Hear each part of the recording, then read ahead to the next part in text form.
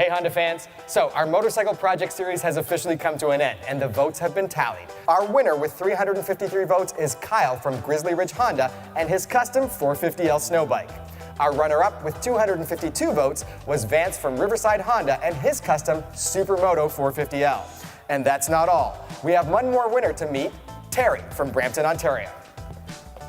Hi Terry. Hey Jeff. Congratulations. Thanks very much.